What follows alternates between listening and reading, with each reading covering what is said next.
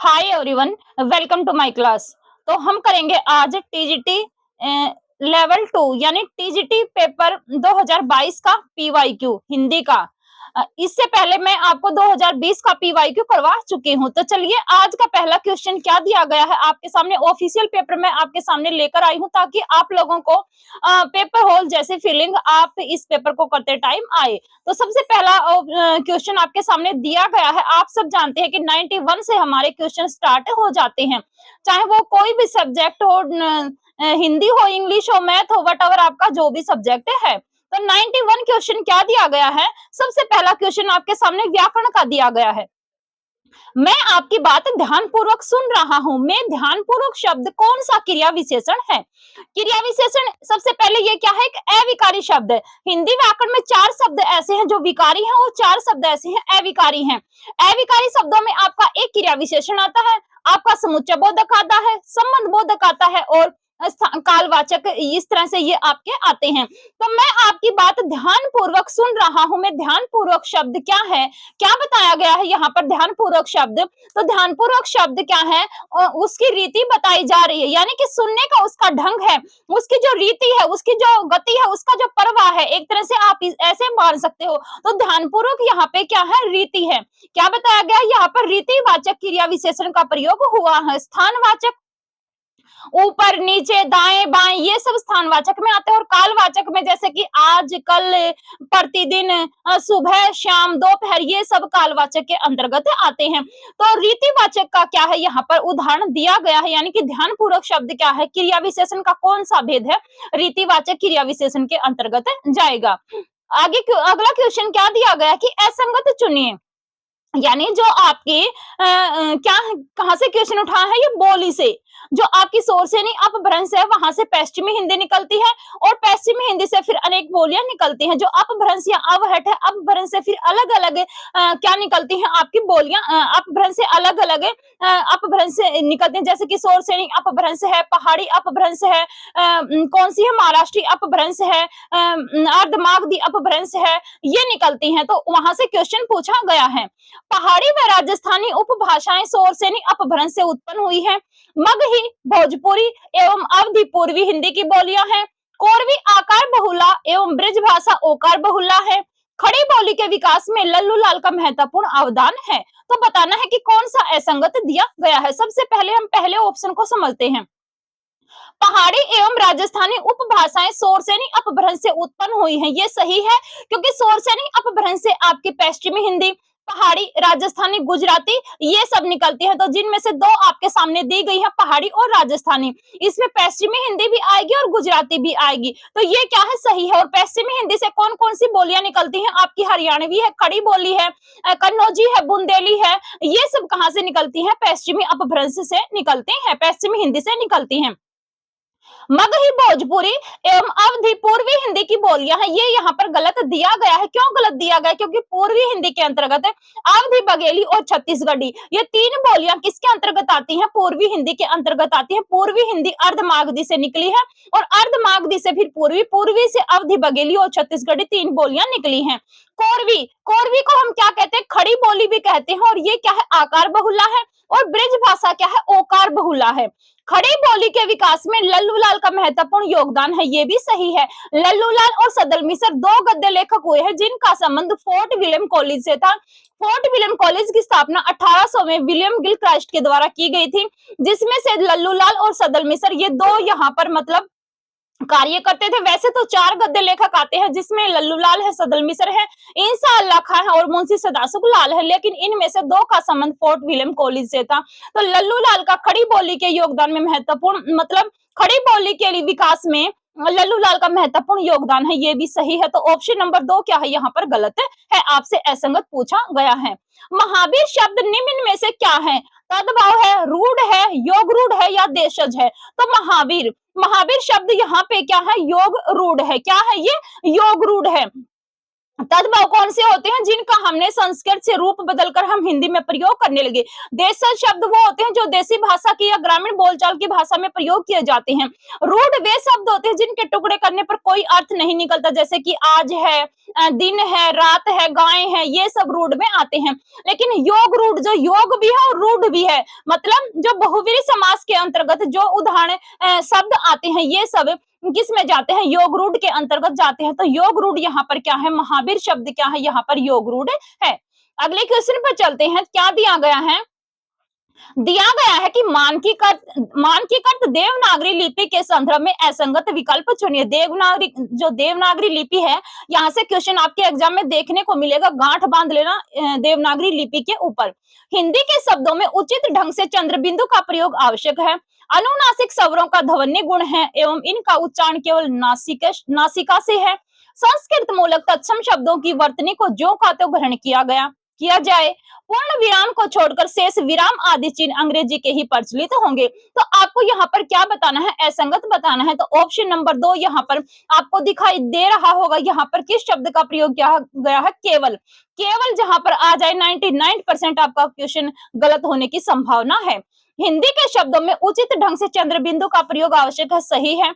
संस्कृत मूलक तत्सम शब्दों की वर्तनी को ज्यों का त्यों ग्रहण किया गया है, क्योंकि हमारे हिंदी में बहुत से ऐसे शब्द हैं जिनको हम ज्यों का त्यों ग्रहण करते हैं, यानी कि तत्सम के शब्द हैं और उनको हम एज इट इज प्रयोग करते हैं हिंदी में। पूर्ण विराम को छोड़कर शेष विराम चिन्ह अंग्रेजी के ही प्रचलित होंगे, ये भी सही है। तो ऑप्शन नंबर 2 क्या है? ये यहाँ पर गलत दिया गया है। नासिका से नहीं, बल्कि कुछ ऐसे व्यंजन हैं जिनका उच्चारण कहाँ से होता है? वर्ण है जिनका उच्चारण नाक और मुख दोनों से होता है। आगे चलते हैं। विलोम शब्द युगम नहीं है। संस्कृति विकृति, निराशा आशावान, नैसर्गिक कृत्रिम, विहित निषिद्ध। तो बताना है कि इसमें से कौन सा गलत है? तो निराशा। निराशा क्या है? यहाँ पर आशावान, तो यही क्या हो जाएगा? आपका गलत हो जाएगा, यानी कि निराशा का आशावान नहीं जाएगा। आपसे गलत पूछा गया है, तो ऑप्शन नंबर 2 क्या है? यहाँ पर गलत है। अगले क्वेश्चन की तरफ चलते हैं। Very very very important question है, स्टार लगा लेना जितने स्टार लगाए जा सकते हैं। तीसरी कसम फिल्म किस लेखक की कहानी को लेकर बनाई गई थी? अमृतलाल नागर, फणीश्वर नाथ रेणु, भगवती चरण वर्मा, राही मासूम रजा। तो तीसरी कसम, इसका दूसरा नाम भी पूछा जा सकता है, उर्फ मारे गए गुलफाम। क्या नाम है इसका दूसरा? उर्फ मारे गए गुलफाम। जिसमें तीसरी कसम ये कहानी है किसके द्वारा लिखी गई है? फणीश्वर नाथ रेणु के द्वारा ये कहानी लिखी गई है और इसके ऊपर फिल्म बनाई गई थी, जिसमें राज कपूर और वजीदा वाहिदा कुछ इस तरह से भाई, जो क्या थी, अभिनेत्री थी, उन्होंने इसमें रोल अदा किया था। किस फिल्म में? तीसरी कसम में। और इसमें हीरामन और हीराबाई दो पात्र होते हैं। वेरी इंपॉर्टेंट कहानी है। अमृतलाल नागर के द्वारा 2 जीवनी परक उपन्यास लिखे गए थे, एक तो सूरदास के ऊपर और एक लिखा गया था तुलसीदास के ऊपर। तुलसीदास के ऊपर जो उपन्यास लिखा था मानस का हंस, और सूरदास के ऊपर इन्होंने उपन्यास लिखा था खंजन नैन। भगवती चरण वर्मा की 8th क्लास में दीवानों की हस्ती कविता लगी हुई है और राही मासूम रजा भी क्या है? एक उपन्यासकार के रूप में प्रसिद्ध है। तो तीसरी कसम फिल्म किस लेखक की कहानी के ऊपर बनाई गई थी? फणीश्वर नाथ रेणु, जिनका जन्म 1921 में हुआ था। आगे देखते हैं। हवा हो जाना मुहावरे का सही अर्थ बताएं। बहुत तेज दौड़ना, बहुत उन्नति करना, गायब हो जाना, धोखा देना। तो हवा हो जाना का अर्थ क्या है? गायब हो जाना। हवा हो जाना यानी कि गायब हो जाना मुहावरे का सही अर्थ जाएगा। कृष्ण भक्ति काव्य धारा के संदर्भ में संगत कथन चुनिए। जो कृष्ण काव्य धारा है, इसमें यहाँ से आपको संगत बताना है। कुंभनदास अष्टछापी कवियों में अधिकारी के नाम से विख्यात थे।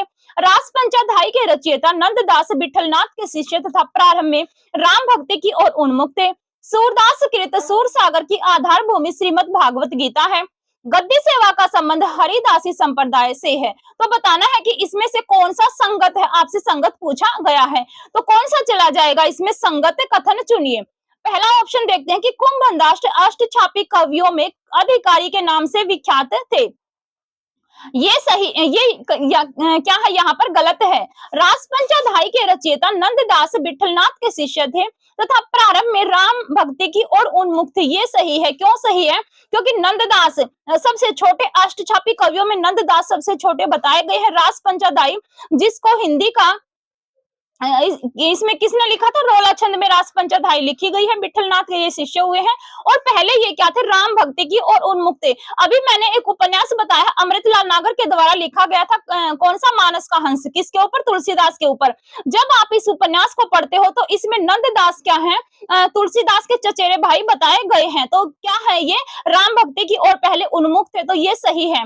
सूरदास कृत सूर सागर की आधार भूमि श्रीमद् भागवत गीता है, ये गलत है। और गद्दी सेवा का संबंध हरिदासी संप्रदाय से है, ये भी क्या है? यहाँ पर गलत है। तो संगत पूछा था आपसे, कौन सा चला जाएगा? ऑप्शन नंबर 2 क्या है? यहाँ पर सही है। आगे देखते हैं, वन के मार्ग में किस विधा की रचना है? कहानी है, उपन्यास है, कविता है, नाटक है? वन के मार्ग में एनसीईआरटी से क्वेश्चन है, 6th क्लास की एनसीईआरटी बसंत भाग 1 से। अब तो आपकी मल्हार भाग 1 लगी हुई है, पहले ये एनसीईआरटी 6th क्लास के सिलेबस में थी। कौन सी? बसंत भाग 1। वन के मार्ग में किसके द्वारा लिखी गई है? ये कविता तुलसीदास के द्वारा लिखी गई है। और किस में संकलित है? ये कवितावली में संकलित है। तो ये क्या चली जाएगी? मैंने बता दिया, ये कविता है। इसकी विधा पूछी गई है आपसे, क्या है? ये कविता है। हिंदी की पहली कहानी माधव प्रसाद सप्रे के द्वारा लिखी गई थी, एक टोकरी भर मिट्टी। अगले क्वेश्चन की तरफ चलते हैं। क्या दिया गया है कि रीतिकाल के संदर्भ में असंगत कथन चुनिए। चिंतामणि के अनुसार रीति सुभाषा कविता की वर्णत बुध अनुसार है। आचार्य देव अभिधा शब्द शक्ति युक्त काव्य को उत्तम काव्य कहते हैं एवं तात्पर्य नामक चौथी शब्द शक्ति की उद्भावना करते हैं। घनानंद के काव्य भाषा की विशेषताएं भावजन्य व कर्ता की प्रधानता, लाक्षणिकता की गहन पीड़ा की अभिव्यक्ति है।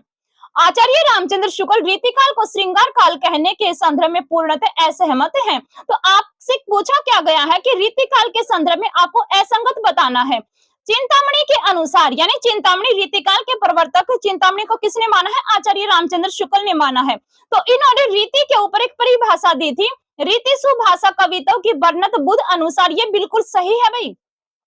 चिंतामणि, मतीराम भूषण और जटाशंकर ये 4 भाई हुए हैं, लेकिन डॉक्टर नगेंद्र क्या कहते हैं कि जटाशंकर चिंतामणि के भाई नहीं हैं। अभिदा देव, आचार्य देव, जिनका पूरा नाम क्या था? देवदत्त था। और 10th क्लास की एनसीईआरटी में कविता है देव की। रीतिकाल के एक ही कवि है 10th क्लास की एनसीईआरटी में। अगर मैं एनसीईआरटी की बात करती हूँ 6th क्लास से लेकर 10th क्लास तक, तो एक ही कवि आपके दिए गए हैं। कौन? देव, वो भी 10th क्लास के अंतर्गत। तो आचार्य देव अभिधा शब्द शक्ति युक्त काव्य को उत्तम मानते हैं, क्योंकि इन्होंने एक परिभाषा दी है, अभिधा उत्तम काव्य है, इस तरह से करके, और बार बार आपके एग्जाम में पूछी जाती है।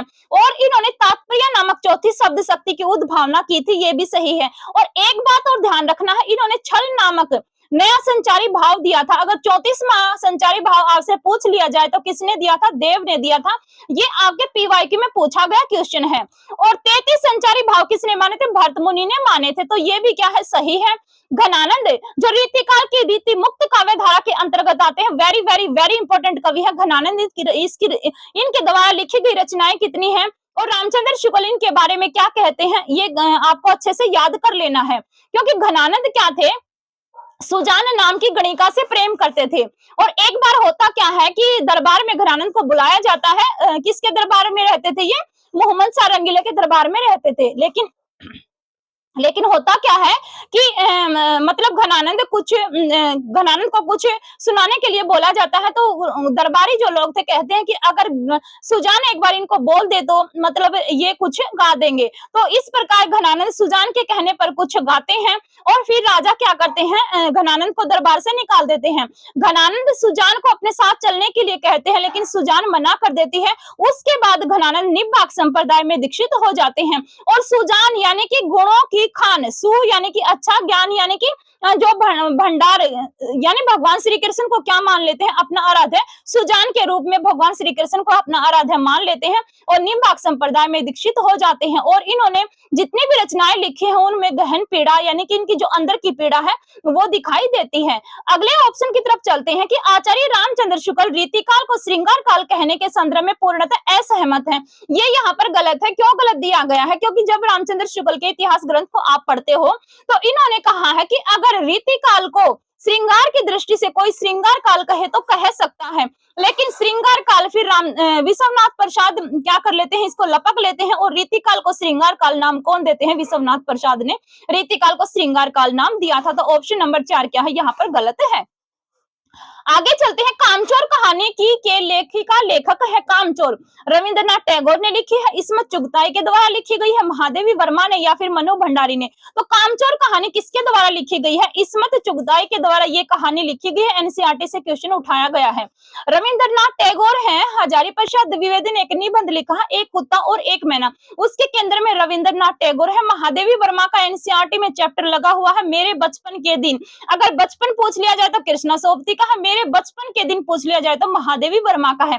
मनु भंडारी का भी एनसीईआरटी में चैप्टर है, एक कहानी यह भी, और एक कहानी यह भी को मनु भंडारी ने क्या कहा, एक लेखक की आत्मकथा कहा है। 2007 में इन्होंने ये आत्मकथा लिखी थी। शीला अग्रवाल नाम की जो प्राध्यापिका होती हैं, उनका इनके जीवन में महत्वपूर्ण योगदान होता है। और मनु भंडारी राजेंद्र यादव की पत्नी थी। राजेंद्र यादव और मनु भंडारी ने 1963 में मिलकर 1 इंच मुस्कान उपन्यास लिखा था। आगे चलते हैं, राजभाषा अधिनियम कब पारित हुआ था? सन 1963 में, सन 1961 में, सन 1964 में या फिर सन 1962 में? क्या पूछा गया है? राजभाषा अधिनियम कब पारित हुआ था, ये पूछा गया है। तो राजभाषा अधिनियम कब आया था? 1963 में आया था। अगर पूछ लिया जाए राजभाषा नियम कब आया था, तो 1976 में आया था। दोनों एक दूसरे के अपोजिट है। राजभाषा अधिनियम 1963 में और राजभाषा नियम कब आता है? 1976 में आता है। ये बात भी ध्यान रखनी है। आगे चलते हैं, हम दीवानों की क्या हस्ती, आज यहाँ कल वहां चले, ये पंक्तियां किस कवि की हैं? रामेश्वर दयाल शुक्ल की है, नरेंद्र शर्मा की है, बाल कृष्ण शर्मा नवीन की है, भगवती चरण वर्मा की है।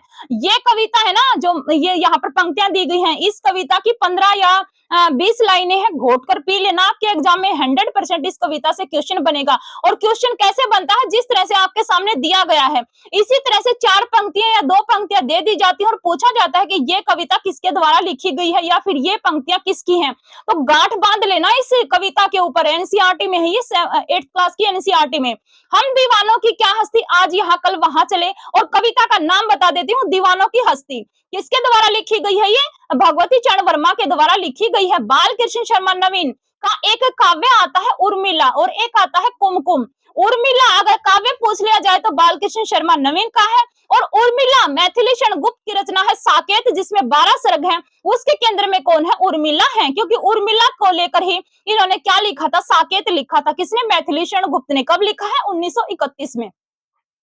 आगे देखते हैं, असंगत विकल्प चुनिए। उपमा अलंकार को राजशेखर अलंकारों का शिरोरतन कहते हैं। उपमेय के अंतर्गत अप्रस्तुत वस्तु वर्णन किया जाता है। जन्म सिंधु पुनि बंधु विष दिन मलिन संकलक, सिय मुख समता पाओ किमि चंद वापुरो रंक में व्यतिरेक अलंकार है, या फिर कोटि जतन को करे परे न प्रकृति ही बीच, न नल बल जल ऊंचो चढ़े अत नीच को नीच में अर्थांतर न्यास अलंकार है। तो आपको यहाँ पर क्या बताना है कि इनमें से असंगत है, असंगत आपको बताना है। तो उपमेय के अंतर्गत अप्रस्तुत वस्तु वर्णन किया जाता है। ये क्या है? यहाँ पर उल्टा दिया गया है।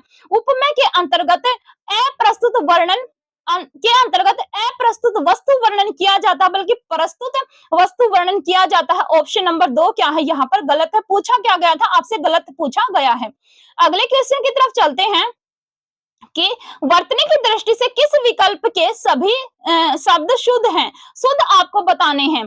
पाणिनि, दशरथी, वाल्मीकि, सारिणी, शक्तिकरण, मंत्रिमंडल, आत्मवत, प्रत्याक्षी।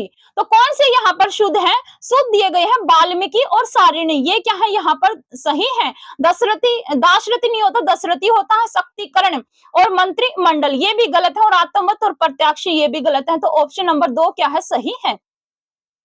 अगले क्वेश्चन पर चलते हैं कि कौन सी कहानी विद्यासागर नौटियाल द्वारा लिखी गई है? नादान दोस्त, माटी वाली, नेताजी का चश्मा, दो कलाकार। तो विद्यासागर नौटियाल के द्वारा लिखी गई है माटी वाली। एनसीईआरटी से क्वेश्चन उठाया गया है। विद्यासागर नौटियाल ने कौन सी लिखी है? माटी वाली कहानी। नादान दोस्त प्रेमचंद के द्वारा लिखी गई है। नेताजी का चश्मा यशपाल की है, और दो कलाकार मुगलों ने सल्तनत बख्श दी। ये सब किसकी लिखी गई है? ये दो कलाकार मुगलों ने सल्तनत बख्श दी भगवती चरण वर्मा के द्वारा या वाजपेयी के द्वारा ये लिखे गए हैं भाई, दो कलाकार कहानी। आगे देखते हैं, किस वाक्य में परिमाणवाचक विशेषण का प्रयोग हुआ है? परिमाणवाचक विशेषण बताना है आपको।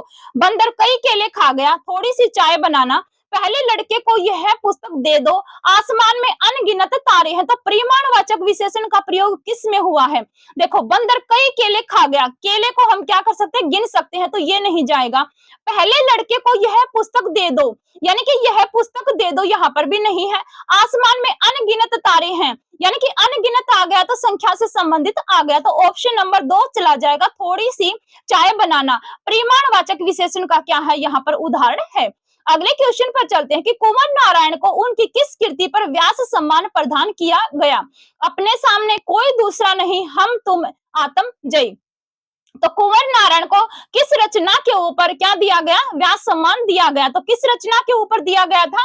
आत्मजयी के ऊपर। और कब दिया गया था? ये 1995 में इस रचना के ऊपर इनको साहित्य व्यास सम्मान दिया गया था। क्या दिया गया था? व्यास सम्मान। अगर साहित्य अकादमी पुरस्कार की बात करते हैं तो इनको 1995 में ही एक रचना इनकी आती है, कोई दूसरा नहीं, के ऊपर क्या दिया गया था? इनको साहित्य अकादमी पुरस्कार दिया गया था। अगर ज्ञानपीठ पुरस्कार की बात करें तो 2005 में इनको संपूर्ण साहित्य के ऊपर ज्ञानपीठ पुरस्कार दिया गया। हिंदी का पहला ज्ञानपीठ पुरस्कार 1968 में चिदम्बरा के ऊपर पंत जी को मिला था। इसके बाद उर्वशी किसके द्वारा लिखी गई है? रामधारी सिंह दिनकर के द्वारा। वैसे उर्वशी चंपू काव्य 1909 में जयशंकर प्रसाद ने भी लिखा है, लेकिन रामधारी सिंह दिनकर के द्वारा लिखा गया है उर्वशी 1961 में। और केंद्र में उर्वशी और पुरुरवा 2 पात्र होते हैं, इनके ऊपर लिखा है। तो दूसरा ज्ञानपीठ पुरस्कार किसको दिया गया था? रामधारी सिंह दिनकर को। तीसरा दिया गया था अज्ञेय जी को, कितनी नाव में कितनी बार के ऊपर। और चौथा दिया गया था यामा महादेवी वर्मा को। महादेवी वर्मा के बाद ज्ञानपीठ पुरस्कार संपूर्ण साहित्य के ऊपर दिया जाने लगा। तो कुंवर नारायण को कब मिलता है? 2005 में संपूर्ण साहित्य के ऊपर ज्ञानपीठ पुरस्कार मिलता है। और कुंवर नारायण क्या है, ये कौन से सप्तक से संबंधित है? ये तीसरे सप्तक से क्या करते हैं? बिलोंग करते हैं। अगले क्वेश्चन की तरफ चलते हैं कि नागार्जुन का वास्तविक नाम क्या था? वैद्यनाथ मिश्र था, वेजू मिश्र था, बलदेव प्रसाद मिश्र था, या नामदेव मिश्र था? तो नागार्जुन जी का वास्तविक नाम क्या है? वेद्यनाथ मिश्र। यात्री नाम से ये संस्कृत और मैथिली में रचनाएं करते थे, यात्री नाम से। और वास्तविक नाम क्या है? वेद्यनाथ मिश्र है। 1911 में इनका जन्म हुआ था। 1911 में ही अज्ञेय का जन्म हुआ है। 1911 में ही केदारनाथ अग्रवाल का जन्म हुआ था। और 1911 में ही आरसी प्रसाद सिंह का जन्म हुआ था। नागार्जुन के द्वारा युग धारा, सतरंगे पंखों वाली, खिचड़ी विप्लव देखा हमने, हजार हजार बाहों वाली, तुमने क्यों कहा था, मास्टर, प्रेत और बयान और अकाल, और उसके बाद आओ रानी हम ढोएंगे पालकी, ये सब रचनाएं नागार्जुन के द्वारा लिखी गई है। नागार्जुन को आधुनिक काल का कबीरदास भी कहा जाता है। बताया जाता है कि इनका स्वभाव फक्कड़ था, और कबीरदास भी क्या थे? स्वभाव से फक्कड़ थे, यानी कि जो जैसा समाज में प्रचलित था बेधड़क कह दिया करते। कौन? कबीरदास। वैसा ही नागार्जुन ने अपनी राजनीतिक जो कविताएं लिखी उसमें भी इन्होंने ऐसा ही वर्णन किया है। जब आप अकाल और उसके बाद 8 पंक्तियों की कविता है, वेरी इंपॉर्टेंट है, इसको पढ़ते हो तो आप मतलब किस प्रकार से लोगों की दयनीय स्थिति थी उसका वर्णन इन्होंने इस कविता में किया है। तो नागार्जुन का वास्तविक नाम क्या था? वैद्यनाथ मिश्र इनका वास्तविक नाम था। आगे चलते हैं। वैष्णव जन तो तेने कहिए, जे पीर पराई जानी रे, गांधी जी का यह प्रिय भजन किसके द्वारा रचित है? नरसिंह मेहता, मलुकदास, नानक देव, रईदास। तो वैष्णव जन तो जेने कहिए, जे पीर पराई जानी रे, किसने कहा है? ये गांधी के द्वारा एक निबंध लिखा गया है, उसमें नरसिंह मेहता के द्वारा ये गीत गाया गया है। मलुकदास जिनका जन्म कब हुआ था? 1574 में इनका जन्म हुआ था। और अजगर करे न चाकरी, पंछी करे न काम, दास मलुका कह गए सबके दाता राम, इन्हीं की प्रसिद्ध पंक्ति है। गुरु नानक इनका जन्म 1469 में तलवंडी में हुआ था। जपू जी आशा दीवार रही रासो हिला, नसीहतनामा इनकी रचनाएं है, और नसीहतनामा इनकी खड़ी बोली में लिखी गई रचना है। रईदास या रविदास जन्म कब होता? 1388 में। कबीरदास से ये 10 साल बड़े थे। आगे चलते हैं अगले क्वेश्चन के ऊपर। राष्ट्रभक्ति में प्रयुक्त समास है।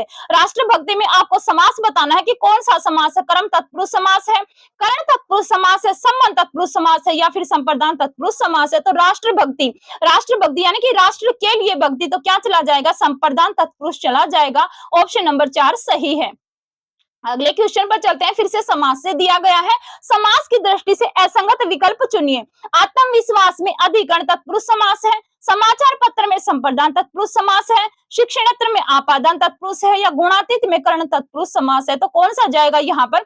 यहाँ पर चला जाएगा ऑप्शन नंबर 4। गुणातीत में क्या है? कर्ण तत्पुरुष समास का प्रयोग नहीं हुआ है, तो गलत आपसे पूछा गया था। आगे चलते हैं। क्या दिया गया है? दिया गया है कि निम्न में से कौन सी रचना मतीराम की है? सुजानचरित, कवि प्रिया, ललित ललाम, जगत विनोद। तो मतीराम रीतिकाल के अंतर्गत आते हैं। अभी मैंने बताया चिंतामणि के भाई हैं। जन्म कब हुआ था इनका? 1613 में। चिंतामणि का जन्म 1619 में, मतीराम का 13 में, और फिर भूषण कब आते हैं? 1617 में आते हैं। तो मतीराम की कौन सी रचना है आपसे पूछा गया है? तो मतीराम की रचना है ललित ललाम। और ये क्या है? एक अलंकार ग्रंथ है। एक ट्रिक और बता देती हूँ, रीतिकाल की जितनी भी रचनाएं हैं, अगर उनके पीछे ललाम शब्द देखने को मिल जाए तो उसकी विषय वस्तु क्या होगी? अलंकार से संबंधित रचना होगी। बात को ध्यान से सुनना है कि ललाम शब्द अगर देखने को मिल जाए तो वो रचना के केंद्र में, मतलब उस रचना के केंद्र में क्या है? अलंकार है।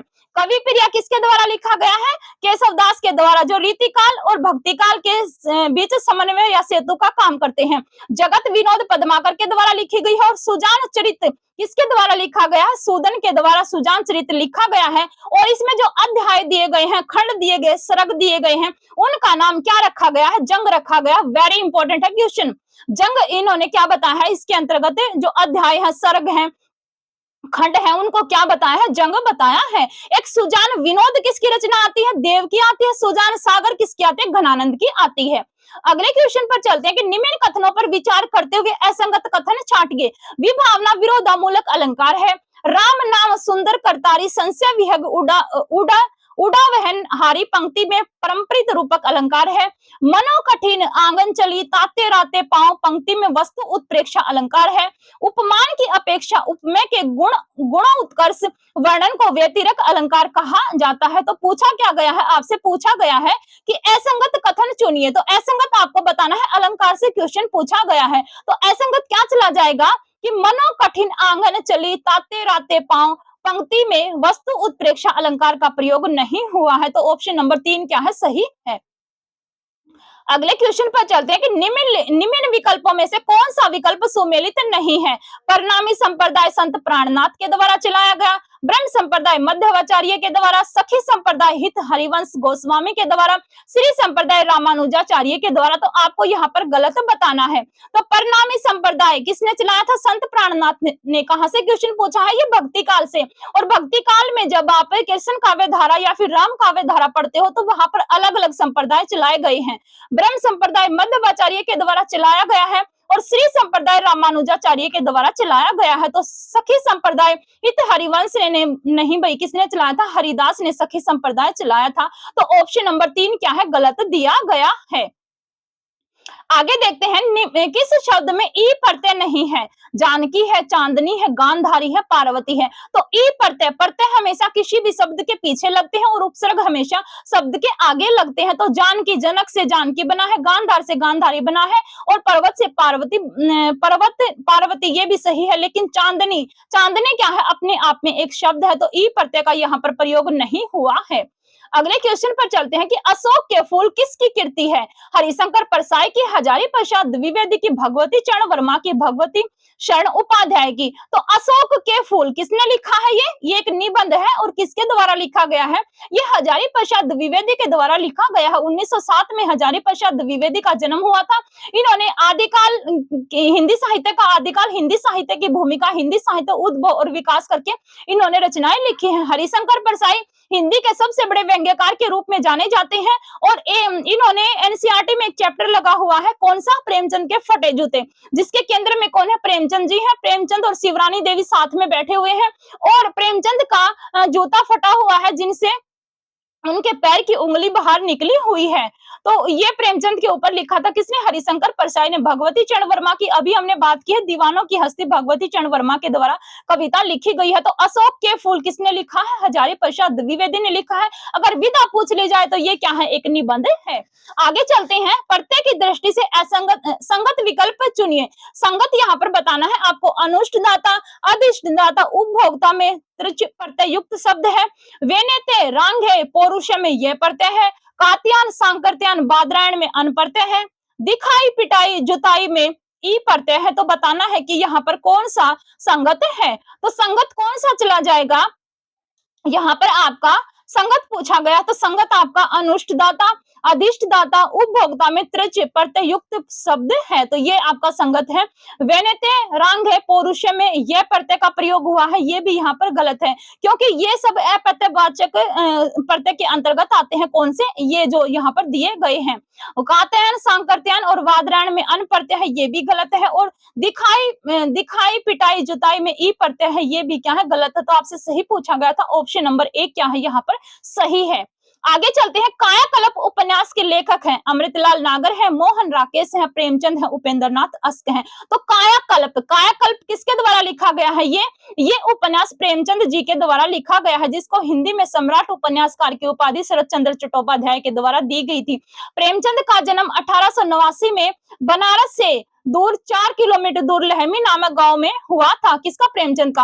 और प्रेमचंद के ऊपर 3 जीवनियां लिखी गई थी। एक जीवनी तो इनकी पत्नी शिवरानी देवी ने लिखी थी प्रेमचंद घर में, एक जीवनी इनके पुत्र ने लिखी थी अमृत राय ने कलम का सिपाही, और एक जीवनी मदन गोपाल के द्वारा लिखी गई थी। कौन सी लिखी गई थी? मदन गोपाल के द्वारा कलम का मजदूर। मजदूर किसने लिखी थी? इसने मैंने अभी बताया है अमृत राय ने भी, मदन गोपाल ने लिखी थी कलम का मजदूर। तो कायाकल्प किसके द्वारा लिखा गया? प्रेमचंद के द्वारा ये उपन्यास लिखा गया है। अमृतलाल नागर की हमने अभी बात की थी। एक अमृत और विष अमृतलाल नागर का उपन्यास है, लेकिन काव्य पूछ लिया जाए, यानी कि कविता या काव्य संग्रह पूछ लिया जाए, तो किसका है? उपेंद्र नाथ अस्क का है। ध्यान रखना है, अमृत और विष उपेंद्र नाथ अस्क ने भी उदय शंकर भट्ट का है। अमृत और विष अगर उपन्यास पूछ लिया जाए तो अमृतलाल नागर का है। मोहन राकेश के द्वारा आषाढ़ का एक दिन, आधे अधूरे और लहरों के राजहंस, ये 3 नाटक किसके द्वारा लिखे गए हैं? मोहन राकेश के द्वारा लिखे गए हैं। और आधे अधूरे नाटक इनका वेरी वेरी वेरी इंपॉर्टेंट क्या है? नाटक है। अगले क्वेश्चन की तरफ चलते हैं। क्या दिया गया है कि छिप छिप अश्रु बहाने वालों, मोती व्यर्थ बहाने वालों, कुछ सपनों के मर जाने से जीवन नहीं मरा करता है। कितनी इंपॉर्टेंट लाइनें हैं। कविता के कवि बताएं। अटल बिहारी वाजपेयी है, गोपाल दास नीरज है, केदारनाथ सिंह है, शमशेर बहादुर सिंह है। तो ये किसने कहा है? ये किसके द्वारा लिखी गई हैं? ये पंक्तियां लिखी गई हैं गोपाल दास नीरज के द्वारा। केदारनाथ सिंह किसमें आते हैं? आपके तार सप्तक से बिलोंग करते हैं। 1932 में इनका जन्म हुआ था। शमशेर बहादुर सिंह 1911 में इनका जन्म हुआ था, और ये दूसरे सप्तक से बिलोंग करते हैं। केदारनाथ सिंह आपके तीसरे सप्तक से आते हैं, और शमशेर बहादुर सिंह आपके दूसरे सप्तक से आते हैं। पहला सप्तक को हम पहला सप्तक नहीं बोलेंगे, बल्कि तार सप्तक बोलेंगे, जो 1943 में आता है। दूसरा सप्तक 1951 में आता है, तीसरा सप्तक 1959 में आता है, और चौथा सप्तक 1979 में आता है। तो तीसरे सप्तक से कौन है? केदारनाथ सिंह 1932 में जन्म है। शमशेर बहादुर सिंह 1911 में इनका जन्म है। मैंने अभी बताया है 1911 में ही अज्ञेय का जन्म है, 1911 में नागार्जुन का जन्म है, 1911 में ही फिर किसका जन्म बताया था मैंने? केदारनाथ अग्रवाल का। और 1911 में आरसी प्रसाद सिंह का जन्म है, और 1911 में ही शमशेर बहादुर सिंह का जन्म है। तो ये थे आपके 30 क्वेश्चन, मैंने यहाँ पर कंप्लीट करवा दिए हैं। आगे के 30 क्वेश्चन हम अगले वीडियो लेक्चर में करेंगे। तो थैंक यू।